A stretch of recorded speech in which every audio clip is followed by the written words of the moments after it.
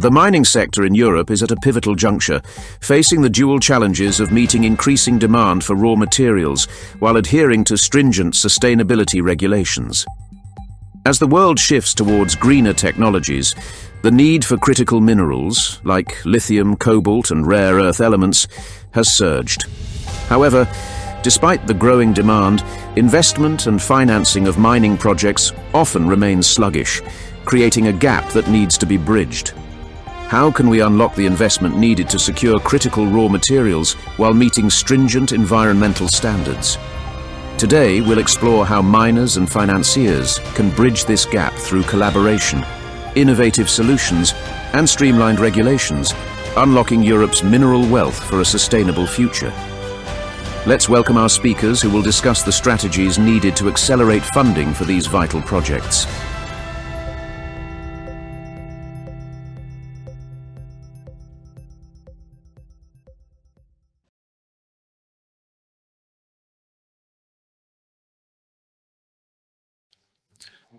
Good afternoon. Can you hear me? Perfect. Thank you for the opportunity to present the BRD's Junior Miners program to you today. This is a very new initiative, so I apologize. I will be looking at my notes from time to time. Hi, I'm Michael Zlobin. I run the mining equity portfolio for EBRD and involved in through business development till execution and value creation and finally exiting from all these investments. Let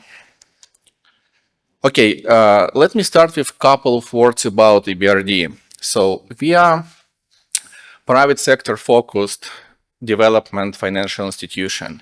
It means we invest on the commercial terms, but we always seek to invest with impact in mind, meaning responsible mining in the mining space. We are globally owned. We have 73 shareholders, but we are regionally focused in terms of our investment mandate. Probably I will move to the next slide. So we started investing in mining projects since the inception in 1991. So we have more than 30 years of experience. You see some numbers here. We invested so far close to 3 billion euros in 70 projects across geographies and minerals. We still have a sizable portfolio we work on, and you can also notice that this is mostly private sector projects. And if you look at this, the left side of the slide, we have what is mentioned here is a core strategy. So far we've been predominantly active in the construction stage.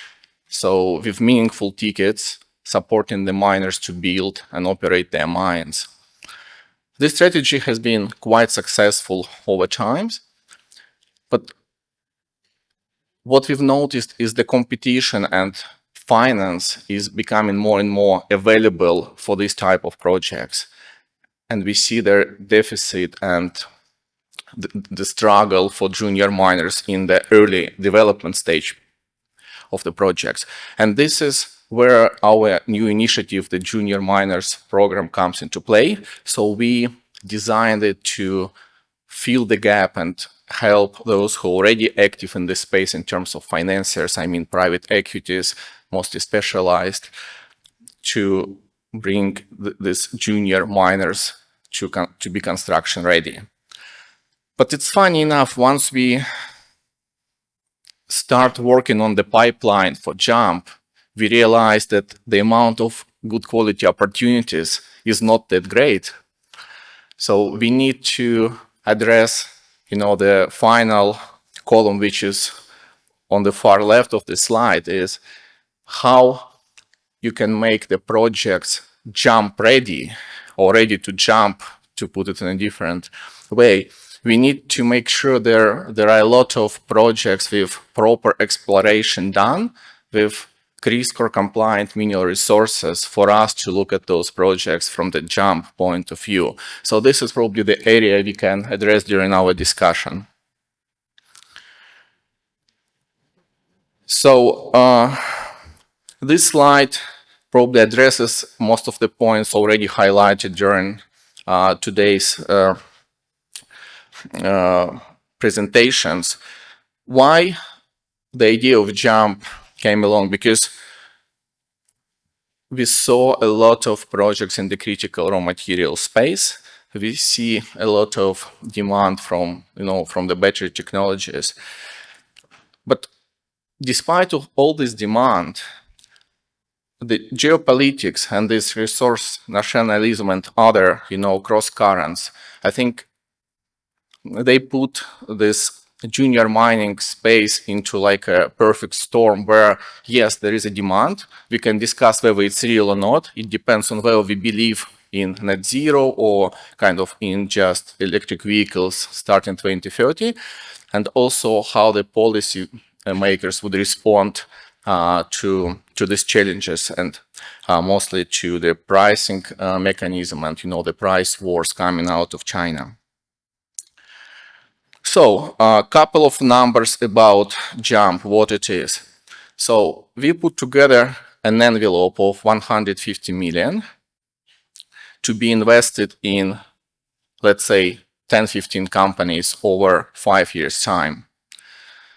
This is not a big pot of money, but this is just the beginning. We want to make this program a success. We want to see the projects coming out from this, development stage, getting finance for construction, and finally move into production to claim for a bigger ticket from our board of directors. After the 5-year investment horizon we have for this pot of money, we have obviously the holding period, and being a development bank, we could be quite patient, but we want to see the traction as any other investor. Other 2 points here is, we always welcome co-investors, like-minded. I mean, patient capital, people who know what mining is about, because this is a quite specific area. And in terms of structuring, you see the nice stake. It means we could be really flexible in terms of what is our stake in the project. We always take minority because we don't want to run the project. But in terms of the instruments, it could be equity, pref equity, convertibles. We can do pretty much everything. How can you understand that your project is well suited for JUMP? First of all, it needs to be located in the area EBRD operates, and I will probably quickly move to... Okay, I will talk about this later.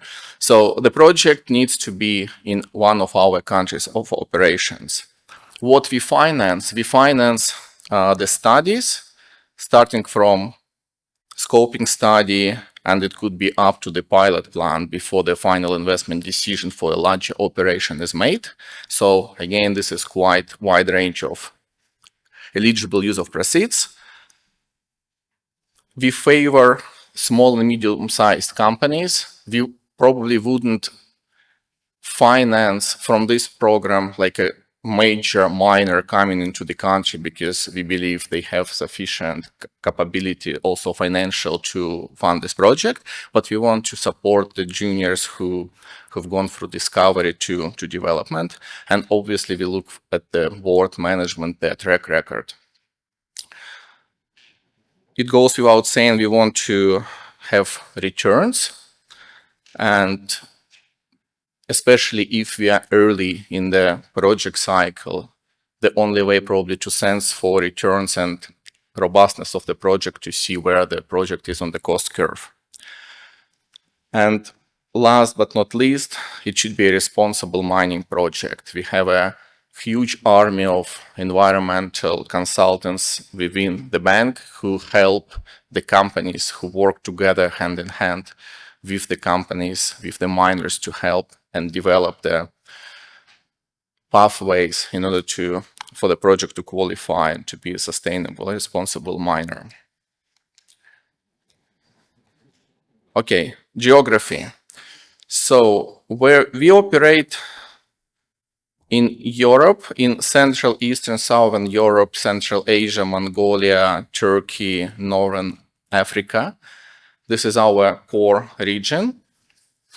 We are not in the Western Europe, unfortunately, so some of the projects mentioned today in Portugal, they look fantastic, for example, but we cannot go there. But we hope there will be other investors who would take the opportunity. And from next year, we are expanding to 6 sub-Saharan Africa's countries, which will be our new region. And we believe it will be really beneficial for Europe because it's in line with the broader ambition of the European Commission to source critical minerals from, other geographies. Why we believe EBRD is a good partner for junior miners? There are a lot of considerations, but I will probably mention just a few. We are not capital constrained. We have pretty much unlimited resources. Our capital base is more than 30 billion euros. So we can finance every viable project we see. This is probably a huge contrast to mining private equity, who are always capital constrained. They have the funds, they have the cycles they need to invest. Otherwise, they lose these commitments from investors. We are easier to navigate in terms of availability of funding. We are counter-cyclical, so we can take a longer view. We are patient, and also I think the point on the bottom left, we could be a one-stop shop. So starting from the scoping study till the construction finance, we can cover all these financing opportunities. We do really thorough due diligence, and some people like to mention in their press releases after we invest, the really thorough due diligence has been done, and I hope it gives some comfort to other investors, especially retail, that the project has been properly assessed. So, next slide. I will probably, mention a couple of investments we've done over time in the junior mining space. It was done prior to JUMP and, before we made this program. And that was, why our experience was why we came up with the JUMP. So first of all, with some compliments to Czech Republic, I have to mention out of these 5, 2 projects are indeed here. We are the shareholders in the Sinovec lithium and Chvaletice high purity manganese projects. We also have recently assigned graphite mine in Kazakhstan. And you can imagine, with all these swings on the capital markets, I have a lot of tough questions from my investment committee, what is going on with the share price on this one. But, the portfolio approach we try to create with JUMP, helps me explain, okay, look at the other 2 we've done earlier. We have 1 gold project and 1 base metals. So on the portfolio basis, we are still doing okay. And we believe the time will come for critical raw materials miners to shine in terms of their investor returns as well. So only probably this portfolio approach is what can justify investments in these really high risk projects.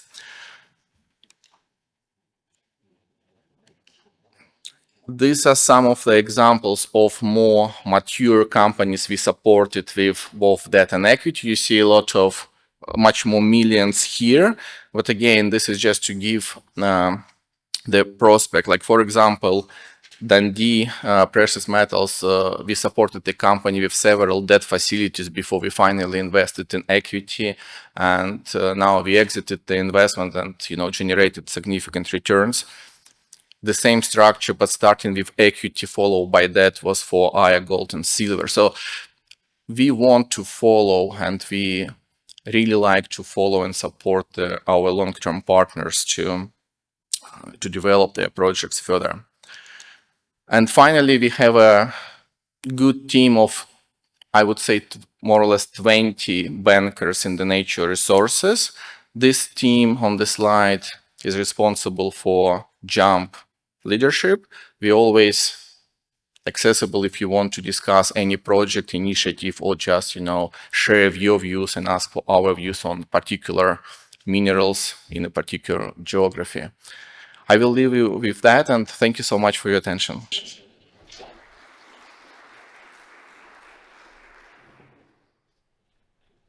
Thank you, Michael, for that look at an interesting new program for junior miners. Stefan, Michael's talked to us about a particular equity program, obviously the BBRD is running. Can you talk to me about the one that the German Raw Materials Fund is operating? Yes, gladly. That's actually a good point in time because this is a really fresh product. It's inaugurated now in this month, where actually KfW, a state-owned bank, was mandated by the federal government to invest in equity projects. Equity projects in mining, in the processing of raw materials, or in recycling of raw materials. 1 billion euros were allocated to invest in this kind of projects on a global scale. So what are the prerequisites for this kind of, to really source this equity? The basis would be, and this is the idea behind the German Raw Material Fund, is to stabilize the supply chain. So all the investments are linked to offtakes, to German industry player, or to the production sites in Europe. So it can be used as a kind of European instrument in an industry which is actually catering either to the green transition, digitization, or aerospace and defense. So this is really the overarching picture in this regard. The fund itself takes a minority position, let's say up to 25%. We are talking about an investment value between 50 million and up to 150 million in this regard, alongside also strong industry players when it comes to that. And this is so pretty much the outset of the fund. We invite the projects, some are mentioned here, also other projects who could actually identify themselves with these criteria to really apply for it. Technically, this is done via the KfW homepage in this regard to really treat everyone equal on that side. And then bring forward the discussion from there. Thank you, Stefan. That's very interesting. From a couple of sort of banking point of view, Bernie, from looking at this from the other end as a disputes lawyer, one of the areas that I know we come across that is tricky for financing projects is the geography and the location of some of these projects. What, as a disputes lawyer, can you tell us that we can help give some comfort to financiers? What tools can we use to try and give financiers some comfort about the geographies that some of these mining projects may take place in? That's a really good question, and I picked up on some of the discussion earlier today, and Finland and Denmark were for example, hailed as very secure jurisdictions where legal risk is relatively low. All right. Okay. So Finland and Denmark are sort of excellent examples of how jurisdictions can provide a stable framework and the rule of law. Norway is of course in that category, and even there it's not quite as straightforward as saying that there is no risk. For example, there was a wind onshore wind project that caused some headaches to the banks and investors a few years ago, because the Sami people, the indigenous people, were offended by the wind turbines affecting their reindeer husbandry. So you have even in jurisdictions like Norway, you have legal difficulties that is almost impossible to. It's possible to foresee, but impossible completely to mitigate. So that's something that as an investor you will need to look out for. And King's Rose at the last MINEX, Graham Farrar, who unfortunately doesn't seem to be here today, but but he was doing a great job in explaining the concept of social license to operate. And today on the slide we saw that the King's Roads employs some Assami NGO to do training to see how they can fit in, how they can slot in their project into the local geography. Now, of course, many of the other countries, for example, the countries that the EBRD funds projects in, don't benefit from the same sort of solid rule of law as Sweden, Finland, and Norway.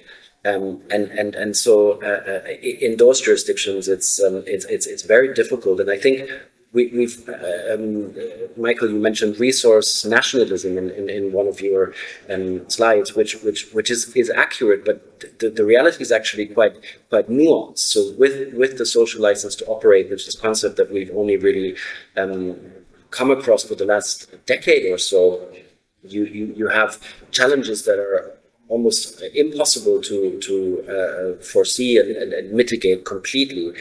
Now, what's really important to stress is where you are incorporated really matters, or your corporate structure really matters. And that's something that we haven't discussed at all today, perhaps because it's sort of taken for granted. But Oliver Richards put it in one of his slides. There is a web of treaties, a web of bilateral, multilateral treaties, national investment laws that are really important to look at the outset. And the previous panel talked about Jadar in Serbia, and Rio Tinto was actually quite pleased that they had structured the project in the way they did, because when things didn't go as planned, they just waved a bunch of treaties around the government and said, look, if you don't resolve this, we're going to see you in court. And obviously that was not the only reason that the project is now proceeding apace, but I would say that it is really important to plan ahead, because where you're incorporated, what your corporate structure holds really does matter. And I'm sure that Michael and Stefan would agree that that is something that you look at the outset. Good nods there from both of them. So, Mark, looking at this from the industry perspective, we've heard obviously today generally about the need for finance. We've heard a couple of examples from Michael and Stefan. What, from the industry perspective, do you think is needed from in terms of finance from the finance sector? And do these projects or these programs, do they start to go in the right direction? Well, first of all, hats off to EBRD. They are the only player in the sector willing to help the junior mining companies. So, bravo, thank you.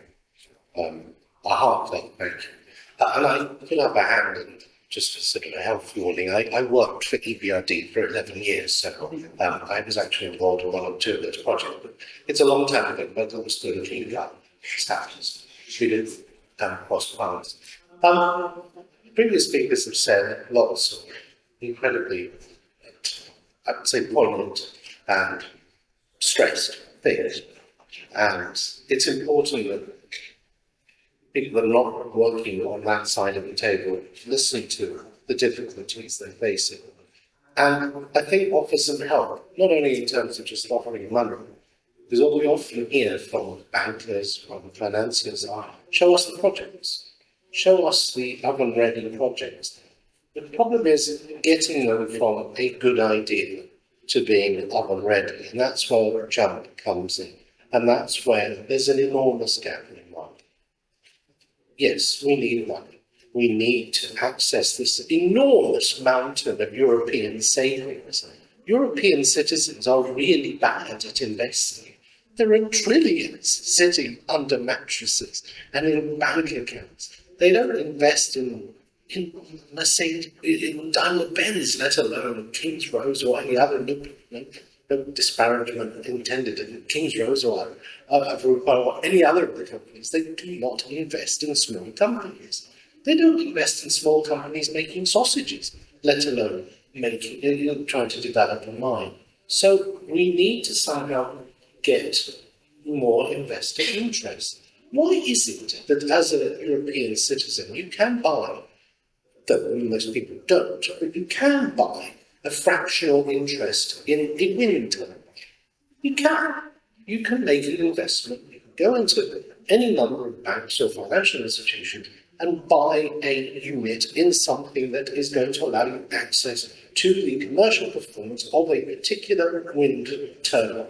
Okay, it'll be one of 100 or 1,000 or whatever. You can't do that with mining stocks. You can do that in North America. You can do that in Australia. Why is that? Dominic, in one of his comments, was absolutely right. Investment goes, money follows money. And where is the money going? It's going to gold. Because the gold, for lots of reasons, sentimentality, the idea of gold as a store of value, the idea that even if they don't do anything with a bloody deposit, it will still have essentially a value as a warrant. I know it sounds silly, but that's true. You buy shares in a gold company that does absolutely nothing. You are essentially buying a warrant on the price of gold. It's a simple equation to fulfill. What we need to do is change the investment mentality. We will not get investment into junior mining companies unless we take active steps to change that mentality. How do you do that?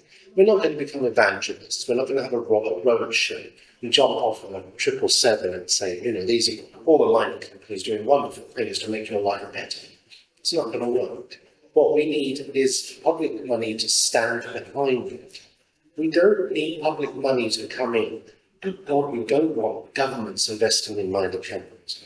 With the exception of a few eminent state-owned mining companies, LKAB being an excellent example, KGHM, and now, we really don't want governments coming in and investing directly in mining companies. What we want is governments to stand behind the public investors, to give them some sort of comfort to say, we will help you. We will not necessarily give you your money back, but we will give you some profit. That's a process, and we have to work out what works best, because the European Investment Bank is not participating in our sector. It isn't. We want it to. It has done in the past, but it is not. Private equity is not participating in our sector. The other thing mining companies need to do, and my last point is learn from other industries. Mining companies have been pretty bad in terms of learning about technology, business techniques, logistics, knowledge, up until about, I would say, 7, 8 years ago. And they've suddenly got much better. Mining companies now have much more transferability in terms of skills, practices, technology, and are working much better. If you look at, say, mining processing, the digitalization there has revolutionized mining. Look at geology, process control, all sorts of things. That use of digitalization, AI, use of blockchain technology, I can go on. But we need to deploy the same openness to how to raise money. Mining companies traditionally always want to go to the same sources. They need to find other ways of engaging. They need help. God, they need help. They're engineers. They're geologists. Horrible people, geologists. But, they spend money. As a finance guy in a mining company, I've been a director and chairman and executive of mining companies for a long, long time. That's what I did at True Reality. But the reality is we need to bridge that gap, and that's the communication gap. We've made progress. We have made a lot of positive steps, but we've got a lot more to do.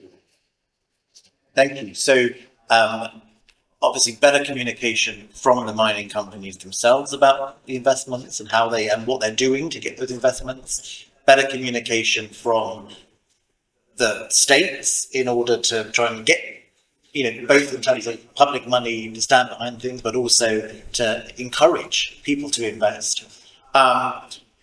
Where did the finances themselves fit into that? What is it that they need to bring to help those things get joined up, other than the money?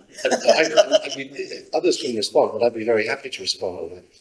I've been part of the discussion about development of criteria for mining in the taxonomy. That's been very interesting. I can't say too much, but you get to the point to say, what is this doing?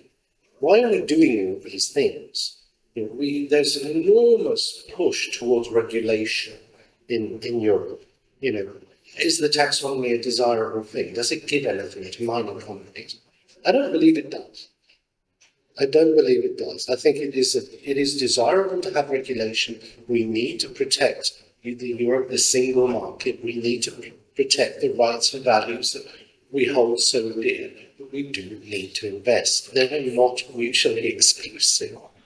So we are spending too much time regulating, and we're not spending enough time looking at opportunity.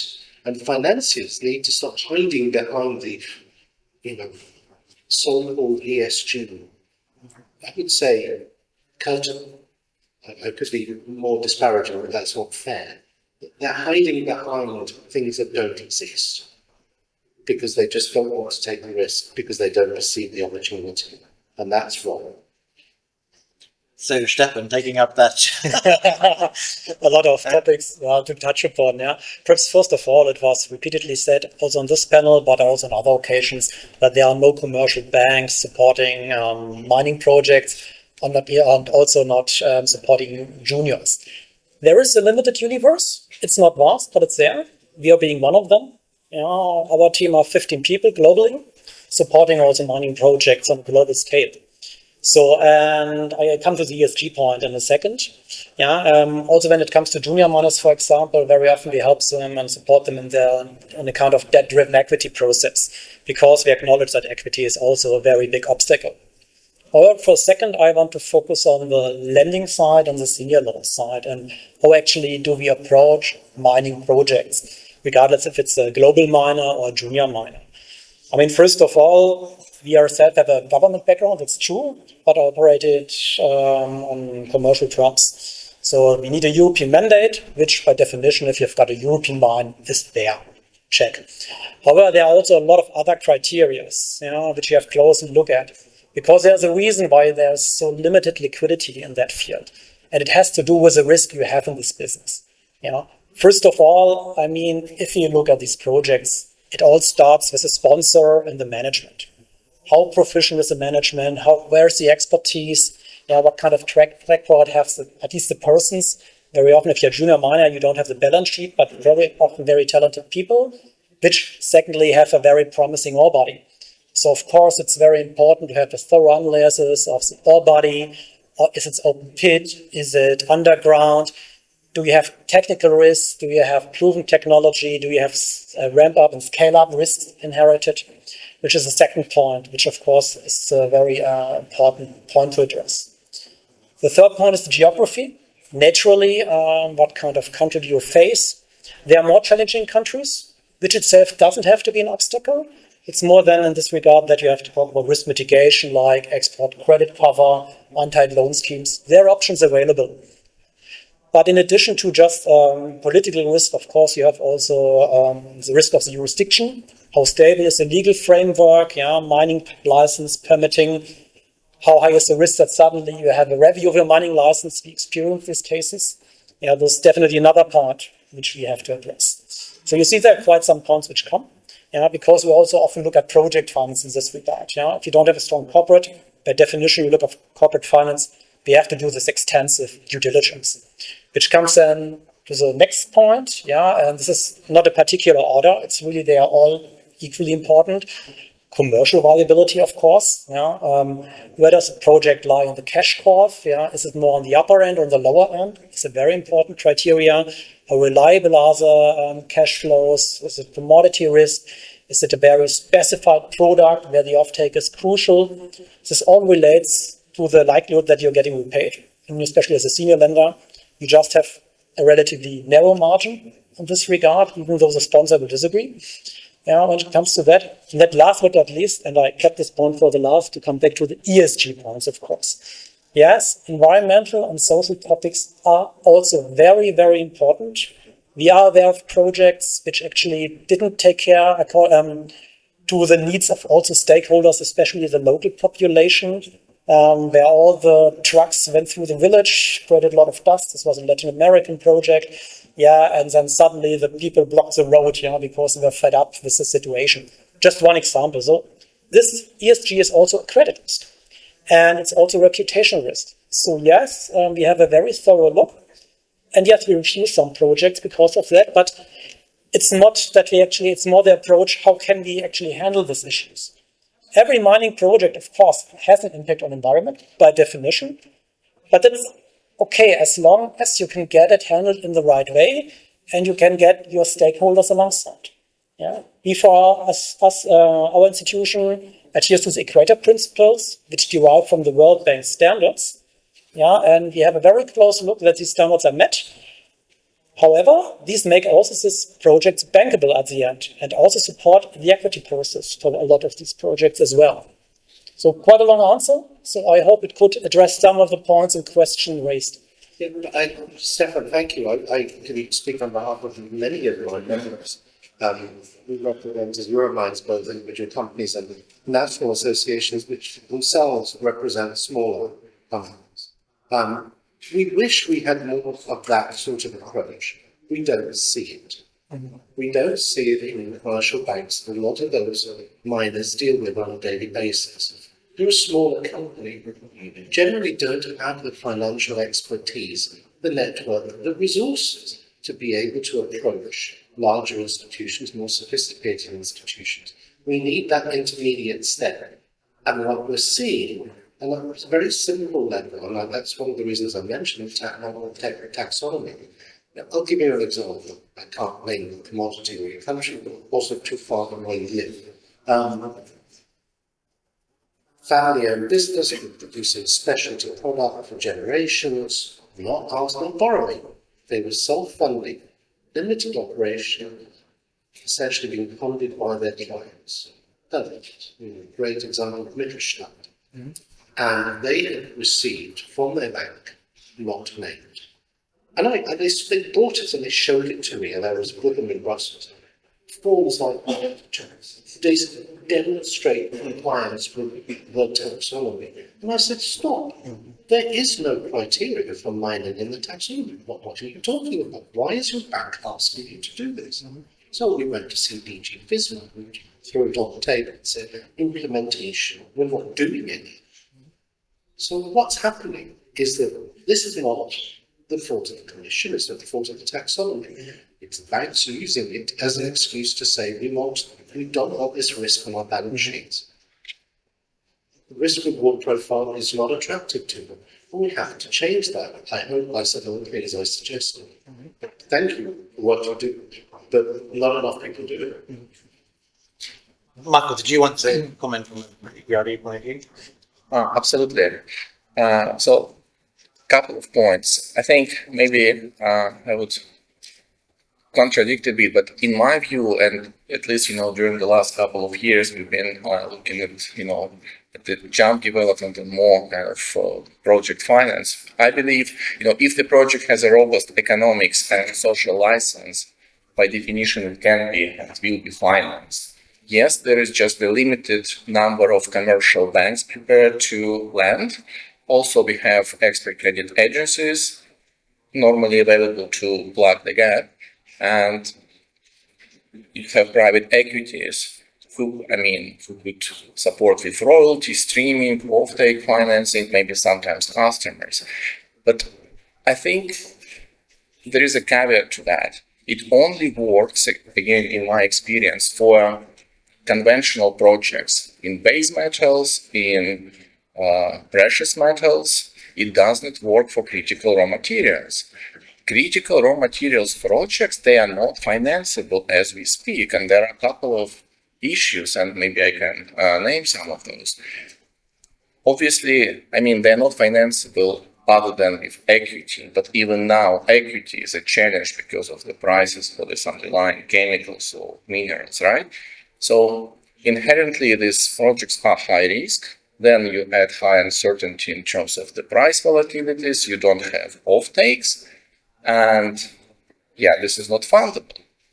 Then I wanted to probably make a link to what Vitor was saying earlier in terms of the options we as a society have. We have two options. Either we choose and commit to a kind of particular scenario in terms of development of the space, let's say net zero or EV, and all policymakers, financiers, and everyone else, going into this direction, meaning take some protections, guarantees, commitment to make these projects fundable, or we have the second option, which was all the parties need to be adapting to a range of possible outcomes. And this creates what I've just mentioned, uncertainty, volatility, and the projects being not fundable. So I think, at least to me, the policymakers, financiers, and miners, they need to commit to one scenario. If we believe EV is our future, if net zero is our future, we need to create this, commitment. And then I think finance industry is quite smart. We can create a lot of different structures to make it work. But while it's still uncertain and volatile, this is not financeable. And maybe one additional point to follow up on Mark's point. I agree that people in Europe especially don't finance and they don't invest in mining. But you have plenty of instruments already. You can trade Toronto stocks or Australian stocks. But probably this is not something I would personally recommend to general public.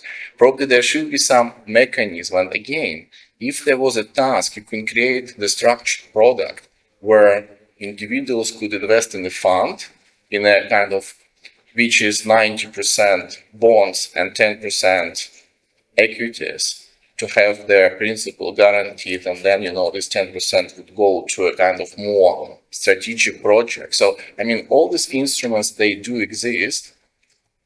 There needs to be someone who could facilitate and promote that mining is actually a nice thing, and even in our backyards. I also hear. And I think we have a very good example of how we could go. If you look what happened in the United States with the Inflation Reduction and all the other legislation, it wasn't just government money that led to all this investment, all this resurgence in American investment, American companies doing things all over the world. Companies were doing things to the United States. It was the crowding in that followed it. It was the financial institutions coming in that provided and still provide the critical mass for that investment to succeed. And that really goes along the lines of what I'm suggesting. We need facilitation, and that can only happen by literally holding the hands of investors, be they retail investors or institutional investors. It's the same equation. They need to be supported. It needs to be fed to them in a way we need, to put it very simple. Yeah, so we need to have a greater communication between all parties involved. By the people providing the money, whoever those investors are, whether retail or institutional, the companies wanting to do the projects, and the state behind it all to try and help encourage that investment, encourage those projects, and get things moving. Stefan, you listed a number of risks that you would look at, and I appreciate you, from your point of view, came at this from an approach of trying to work with the mining company to mitigate those risks. I just wanted to ask Bernie then, considering those kind of risks that financiers are looking at, what else do you think the players in this game could do to try and mitigate some of those risks at the early stages? Whether it's is there more the state could do to try and help with these, to try and help financiers get a bit more comfortable generally with investing in this sector? Yeah, I think that's a good point, and Dominic made the point brilliantly about the state really needing to do more, because juniors just don't have the manpower, the capacity to deal with all these things, and if you look at the sort of flows of money at the moment, they are to the majors, because they can afford to put money into projects, and then a project fails, and okay, fine, we move on. Or they have an ESG team of 50 people who can look at this and front load the issues and sort of maybe even have models to see, is there going to be dust on this particular road, whereas a junior doesn't have the same power. But for states, there seems to be a real difference in approach from trying to get foreign direct investment into the country and being sort of open, making promises and assurances. And then once the project is operational, things often change. And we're getting a lot of questions about retroactive tax claims, for example, which reneged on some promises that were made before at the outset. And so I think transparency on the state side is critical, and consistency, which certainly in Finland, Denmark, and Norway is easy to achieve. But then in some of the other jurisdictions that host the critical minerals and metals that we're talking about is more challenging. The local procurement reporting mechanism was the first I heard of it today, and I thought that's a great start and a sort of initiative to create a benchmark and a checklist effectively for investors. I mean, I looked at the document itself, and it does look relatively complicated. So if your lawyer can't understand it, then I don't have much hope, not to be arrogant, but I think there is a question of simplifying the key questions and having a consensus as well, because there seems to be a discrepancy in where we want to end up and how we're going to get there, because there just isn't enough funding. And we heard this all across the previous sessions. I think one of the biggest obstacles that I personally don't see a solution to is the lack of transparency, communication, clarity between Brussels and the member states. And I say this as a I don't quite have British nationality, but I've lived in Britain most of my adult life. So I have to live with the consequences of Brexit. But now we have the luxury of looking at it from the sidelines, and it's quite fascinating, actually. I mean, Mario Draghi seemed to suggest in his report that he wants to take foreign direct investment and FDI screening into the remit of the EU. But then, as Dominic pointed out, we're not going to have Brussels persuading or helping the negotiation of the offtake agreements anytime soon. So there is a real competence vacuum, and as your lawyer, I can advise to just incorporate your company in the UK, because we're free from the shackles of the bureaucracy in Brussels. But I mean, joke aside, it's a big challenge, and when we were talking about the timelines and how, first of all, Brussels decrees something, and then there's a layer upon layer of a directive and regulation, and then it has to be implemented in the member states. It's a maze that will certainly help Neil and I in the near future. But for the miners, it's a real challenge. So I think that's a good starting point. But again, it's more policy rather than implementation. So I guess I don't want to talk myself out of business, but I do think that you're absolutely right on that. That implementation should prevail. Yeah, I think we're not alone. I don't know how much of a cold comfort this is, but if you look at the pulp and paper, forestry, agriculture, very similar problems to the mining industry in Europe today.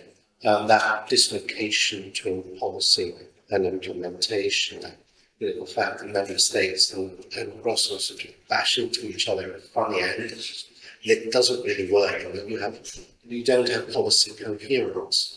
But to be fair, from what I understand of the development of the new Commission, it is going to be much more coherent. I wish I could share some of the anecdotes because they're very funny. But the president of the Commission is very much writing the rules, and the commissioner designates have been given homework to do. And some of them it's a bit difficult, but they have been given very clear lines of what they're going to do, what they're not going to do, and when they're going to do it, which is music to our ears, to be honest, because at least you know where you stand. You don't have false confidence, and you're not packing your bags at the same time. So we do need, you're right, it's become it's broken. It's not working properly. And thank God we've got a new commission. In Parliament is a different discussion. I actually think the situation in Parliament is actually good, because we have a significant amount of parliamentarians who do want to do real things in a reasonable time. So I'm a little optimistic. I hope that we don't get into some sort of policy morass, which is the last thing we can really know. So I am looking to see some real things. Remember that the Critical Raw Materials Act wasn't the intention. I think most of us know that wasn't what was originally designed. What was originally designed was what Draghi proposed, which is the European Job Bank, a European executive agency to coordinate the delivery of the raw materials supply chain to meet Europe's future needs, simple, using the Japanese model. And I hope that we are going to graduate from what does my strategic project actually mean? What does this platform actually do? To something that's more real, and something that's more teeth, and can actually deliver the real things to the people in this room. I hope that's what the process that we are in. Again, maybe I'm a little optimistic, but that's what I have to be. Well, I think we all have to be to some extent. It's a problem though that comes from the nature of the EU being, as I say, having to then connect with the member states rather than in other jurisdictions like the US, where you can kind of take a bit more of a global approach to it and just say we're just going to do this, and we'll just have to see how that plays out, I guess. I said I wanted this to be a bit of a freer discussion. Does anyone on the floor have any questions they want to raise at this point? Go ahead, go on. The microphone, someone's come here. Just sure. It's all right. It's coming towards you. I hope I have a question for the conversation. First of all, actually, John, really, commenting on Mark's point, we have that area of funding. And you missed out on the stats because friends and family and Angel, you've got a couple of rounds, and not be listed, and you've got to spend between 30 million before you've got anywhere near the giant qualification. So there's a bit more fall in front end. But I suppose one of the questions that actually, my comments are going to give you the T-cell on what I was saying earlier, is in terms of actually going into this thing, which is complex and difficult by fits. So just use adhering investments, which you could obviously be a success story. I did do with ERP. It's fantastic. We certainly did a equity investment. We didn't need 7 million euros, and it didn't make any difference to us. We got even deep on our patients, and even though we supported us in Sarajevo, and they were brilliant, and they switched around with our problems. And it was worth every penny. And actually, that 7 million did it make a difference to ADRs? No. Did ADRs actually spend much of that 7 million dollars done everything required to service the equity investment? No. And that is going to stick across the board. I mean, just use the ADR. It's a quick example. A Darwin was a huge success, now going into full production, and really actually going to make a difference to European metals balance. We did technical due diligence with Orion. We did technical due diligence with ELD. Each one cost hundreds of thousands of euros. Each one said exactly the same thing. We did TBT with police regulation for a warrant.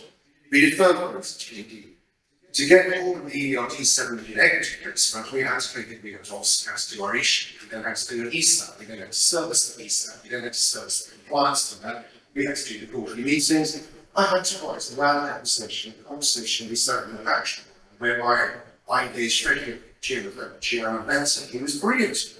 He's great at UR5. The land acquisition performance program for EURD. Why on earth did I need to become an expert in it when you already are? It was huge. That is not a dig at EURD. It's just a general dig at their excellence and the cost of it. If I really put it actually, number one is that why every time do you have to pay orders to produce success? Finance fees that are linked to the last one. Why? And across the board with many things. A good example here, we've got thinking. If you design everyone about thinking, Yeah. I mean, and it's very unusual. It frustrates me greatly to compliment the financiers. The feeling is a sense of general guidelines across the construction industry. When you start in a completely robust way into the mining industry by saying, this is the standard contract, we all agree to it. What are the variations? The end is 15 variations, everyone goes through this. It's brilliant. I think it works incredibly well when it gets to you guys in litigation areas as well, because it's understood. But then, that's the thing, but there's a whole lot of well we can do with it. I'm not sure that's necessarily a point, but a lot of it was just actually that, and I said earlier, some of the fantastic things you've been saying, some of the actual reality of this, and the cost of capital, reality of actually borrowing money with the answers with the aid, it's going to actually run through to the project, but it was worth every penny. That was the question, so that's Thank you. I mean, just picking up on that, I mean, obviously the process is very complex. There is a lot of cost involved in all of this going through every time, getting finance on board. Is there a way of, are there ways of trying to streamline that? Is there a future where we can see that becoming less of a drain on resource? I mean, I can start with it. I think it really depends about what kind of financing you're talking about. If you're talking about equity or senior loans, I am talking about senior loans now from this side. If it's a corporate finance, it's much easier to replicate a loan documentation. You have a balance sheet, you have a client, you've got cash flows, and that's actually what we're doing right now. We're in the process of committing transaction where more or less you've got a one-to-one copy to the loan agreement. However, that's corporate finance. If you talk about project finance, to replicate a documentation, you would need a more or less equal project. That's quite challenging. Yeah, it starts already with the geography. Is it in the same country? Then you go over to the off-taker.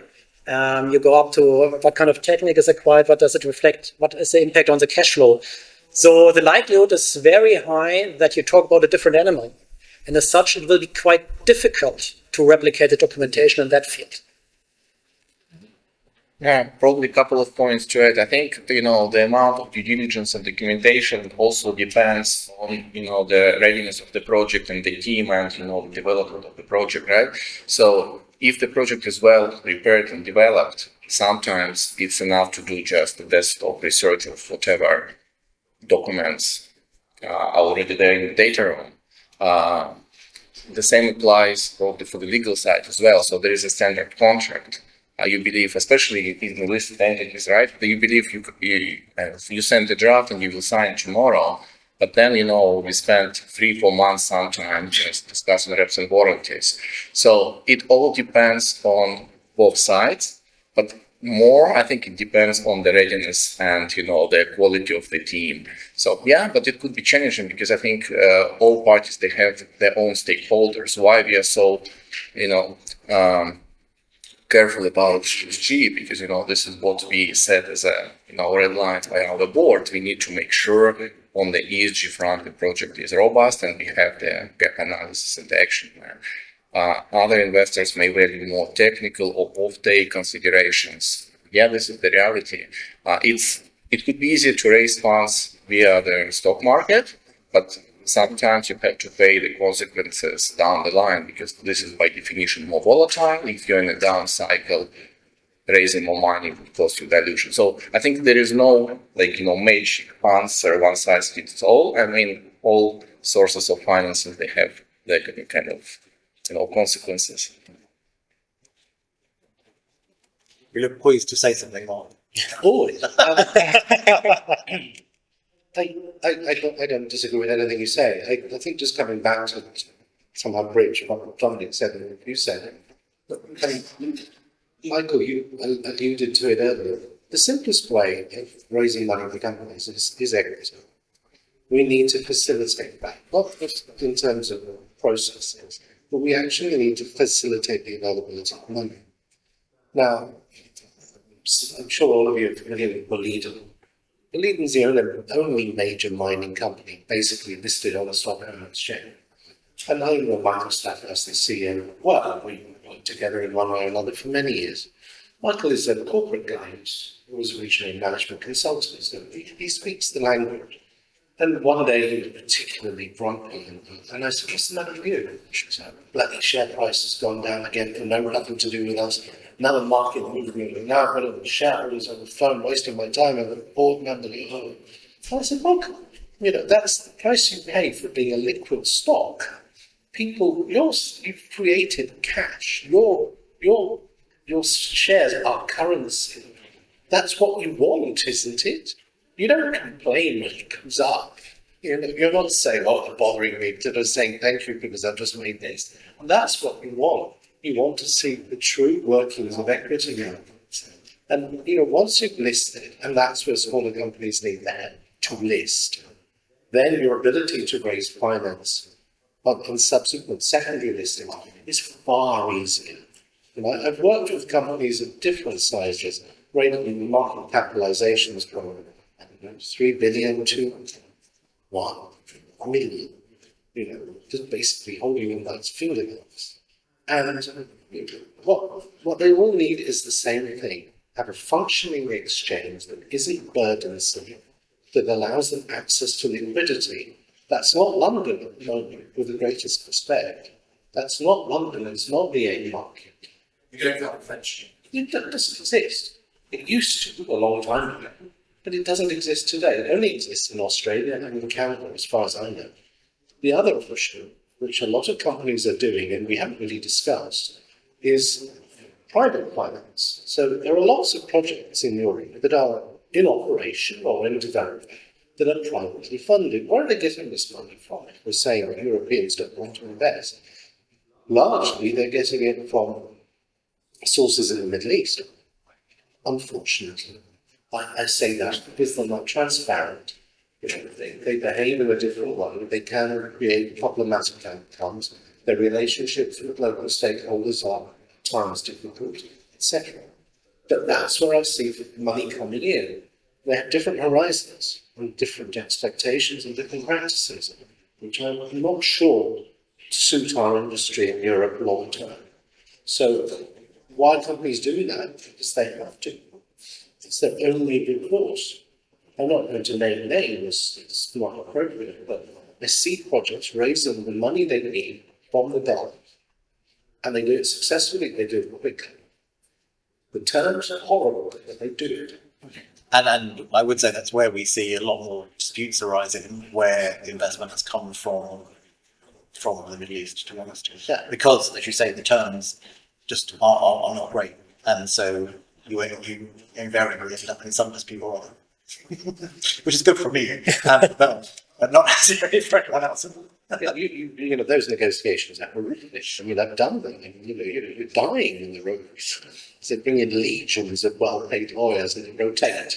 You're sort of dying and throwing into the next shift. Oh, God, more. It's hard. They do negotiate as good a deal as possible, and they're not afraid to pay the professionals to get it.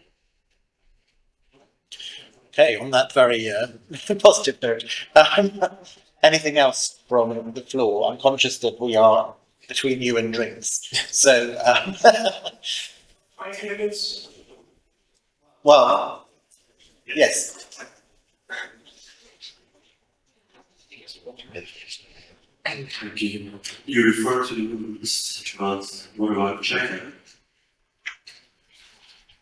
What about China? We talk about the Soviet projects, and it's clear that Xi so Chinese company is basically starting into copper exploration, or at least saving shaft there. So that's. Thank you for pointing it out, but there aren't other examples. The Chinese have cherry picked.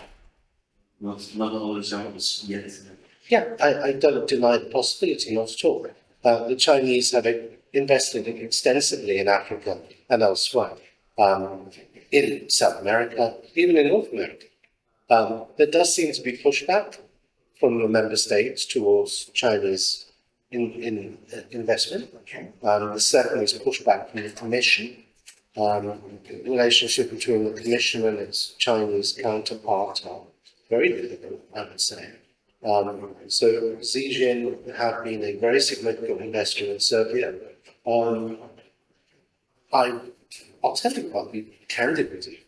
When it happened, and Western companies had been dancing around that investment for a long time, when it happened, I walked into a commission office and I said, well done. You've just lost the largest copper deposit to be developed in Europe. You could and should have done something to support Western companies taking that investment, but they were bid out and nobody helped. So it was a hard lesson for the European authorities. And also, it's a really good question, and sort of the other elephant in the room, but the red tape is actually creating the opposite effect. So we were discussing earlier that a lot of the German companies, for example, are leaving Africa because of the Lieferketten-Sorgfaltspflichtengesetz, which rolls off the tongue, German Supply Chain Due Diligence Act. But the extraterritorial reach of that legislation has actually scared companies into leaving. And when Chinese companies enter mining projects, they bring their own staff. They don't really care about social license to operate. They just get it done. And as you said, losing a key strategic resource in Europe is then the consequence of not only the red tape, but also the lack of communication, lack of transparency between the EU and its member states. And Mario Draghi's suggestion that FDI protection gets moved to Brussels is actually quite a worrying signal, because what Neil and I have experienced over the last 5 years is that as a result of the European Union's intervention, investors within the EU are actually worse off than investors from outside the EU investing into the EU. Because the EU has said that public international law treaties entered into between EU member states are no longer valid because of the concept that EU law, which is actually a concept of public international law, trumps public international law. So the EU has effectively appended, turned upside down, the rule of law and the sort of international legal order by saying that whatever gets decided in Brussels actually trumps everything else. And as a result, EU investors are actually worse off in terms of investment protection, and certainly something that banks also look at with in terms of risk assessment. So it is actually a sort of snowball effect that has to be watched closely. And Mario Draghi's investment report is I think it's hundreds of pages long, isn't it? So 396 pages long. So, I mean, we're not all going to read it before going to bed tonight. So there are things in there that might actually have a real significant consequence that we're not aware of. But that's quite important. And so it is actually getting more and more complex, and it's not really helpful if the EU, and Brussels in particular, which is supposed to have the back of miners in Europe, is actually doing the opposite. Yeah, I agree. There's a policy coherence issue. And you're seeing an approach that essentially comes from competition law, transferring itself over to investment, which doesn't work. It does work. You need to actually invest, not supplicate that investment. So the point on China is well made. I do think it's essentially the same point as that for Gulf investors. That large investments are possible in far more direct ways from other sources, and member states or European states may have that choice to make. I know what my view is, but that if they're free to make that choice, whatever Mr. Draghi may wish, I can't see that passing out of member states' competence. I just can't. Any other questions or comments from the floor?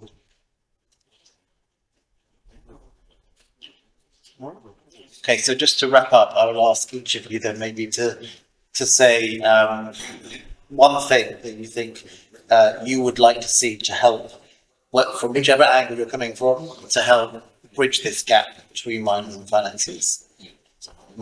Yeah, I think there are a lot of issues to tackle, but I mean, from our point of view, if we see more projects eligible for jump and for construction finance, the better. And in order to make the project jump ready, someone, probably the government or quasi-governmental institutions, needs to invest more in exploration? Yeah, from my side, I address the junior topic. Yeah, acknowledging that junior financing for junior miners is difficult. It is possible, especially if you consider structures like a good offtake or perhaps even a industrial partner in this financing helps a lot in this regard. I would like to see more dialogue between regulators, junior miners, and legal practitioners to create sort of tangible frameworks rather than a plethora of 15 different standards that nobody understands. Well said. Well said. I agree with that. I'd like to see a European job bank.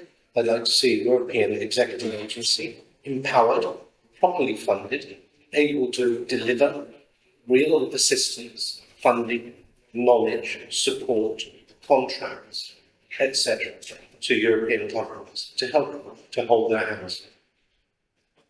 Thank you all. Please join me in thanking my panel this afternoon, and please go enjoy some networking drinks.